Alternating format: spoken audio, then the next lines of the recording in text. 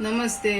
आज मी भोगीची भाजी बनवते. त्याच्यासाठी आपल्याला साहित्य काय पाहिजे, या तुरीचे शेंगांचे दाणे काढून घेतलेत, बोरं, पालक, घेवडा, ऊस आणि वालाच्या शेंगा, कांद्याची पात, हरभरे, गाजर, गवार, शिमला मिरची, तीळ, वटाणा. आता ह्याच्यामध्ये वांग आणि बटाटा पाण्यामध्ये ठेवले भिजवून, नाही तर काळं पडेल. टोमॅटो, कढीपत्ता आणि वाटण्यासाठी आपल्याला काय लागेल, कोथिंबीर, भाजलेलं खोबरं, तीळ, शेंगदाणे आणि आलं. हे मी आता वाटून घेते. आपलं हे वाटण आता वाटून झालेलं आहे. आता इथे मी कुकर ठेवलाय. कुकरमध्ये भाजी करते. याच्यात 2 पळ्या तेल टाकते.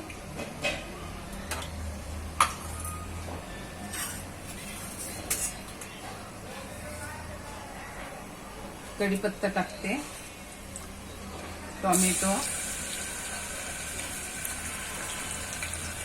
आणि ही जी ग्रेव्ही आपण केली होती ती टाकते. म्हणजे सगळी परतून निघेल आपली ग्रेव्ही.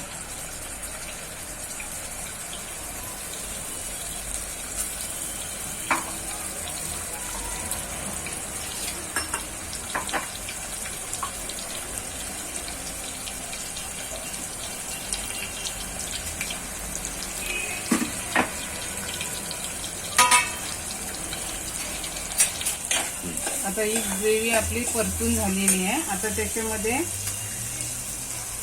लाल तिखट, हळद, थोडासा गरम मसाला आणि चवीनुसार मीठ.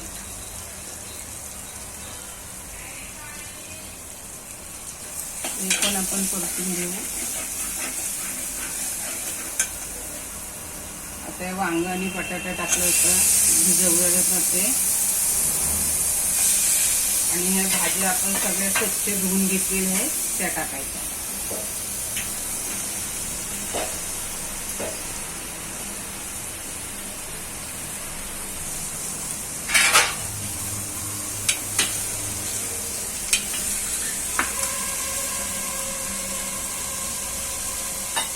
आता एक अर्धा पेला आपण ह्याच्यामध्ये पाणी ओततोय. मिक्सरच्या भांड्यामध्ये वाटण केलं ते धुवून घेते आणि 2 शिट्या काढून आपण गॅस बंद करूया.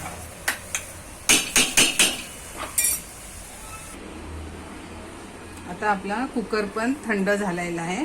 आता गॅस पण बंद केला आपण.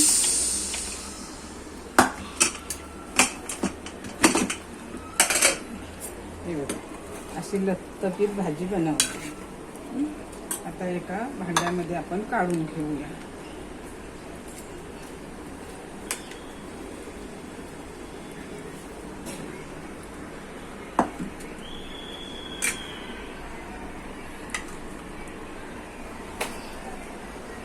भोगीची भाजी आणि ही तांदळाची भाकरी. आमच्या कोकणामध्ये बाजरी वगैरे पिकत नाही, मग आम्ही तांदळाची भाकरी आणि त्याच्यावरती हे तीळ असे टाकले. दाखवते तुम्हाला. ते बघा, हे असे तीळ टाकले. ही भोगीची भाजी आणि तांदळाची भाकरी कशी केली शेअर करा, लाईक करा आणि सबस्क्राईब.